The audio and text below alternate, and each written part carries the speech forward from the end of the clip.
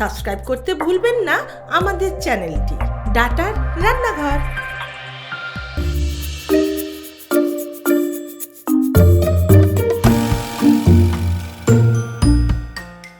নমস্কার বন্ধুরা, আমি নবদ্বীপ থেকে এসে গেছি ডাটার রান্নাঘরে একটা রেসিপি শেয়ার করার জন্য। তা হলো চিকেন পাকোড়া।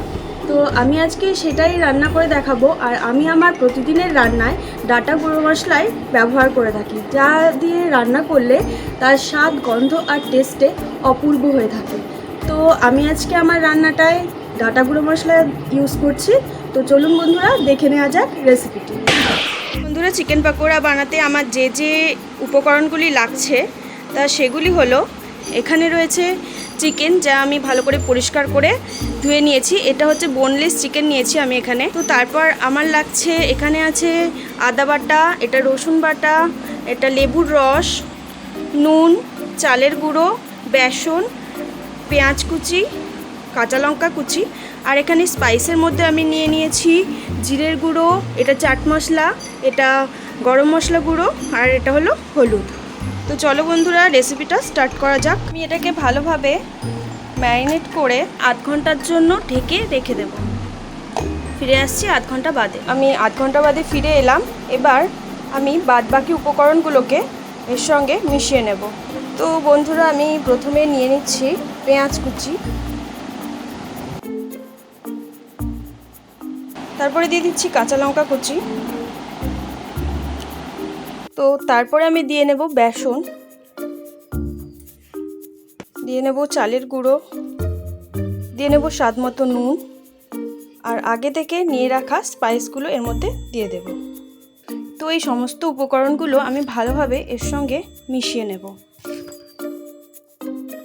প্রথমে এটাতে জল দিতে হবে না, তারপর এটা মাখার পরে একটু জল লাগলে দিতে হবে। এখানে আমার মিশ্রণটি সম্পূর্ণ রেডি হয়ে গেছে। আমি এর মধ্যে অ্যাড করছি একটু খাবার সোডা বা বেকিং সোডা। তো সবশেষে আমি মিশ্রণটাকে ভালোভাবে মাখিয়ে নিয়েছি। তো এবারে এটাকে আমি ফ্রাই করে নেব। বন্ধুরা, আমি এখানে তেলটা গরম করে নিয়েছি। এবার একে একে পকোড়াগুলো আমি ভেজে নেব, আর ফ্লেমটা রাখতে হবে মিডিয়ামে।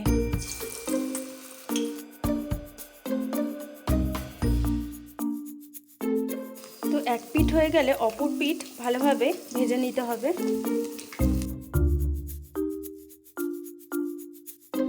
আমি এখানে পকোড়াগুলি এইভাবে লাল লাল করে ভেজে নেব।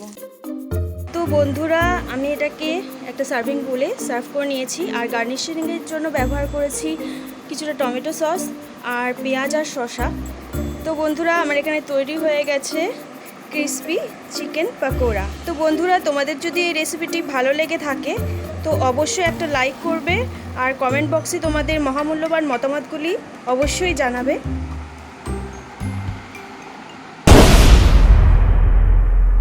আপনি কি হতে চান ডাটার রান্নাঘরের সদস্য?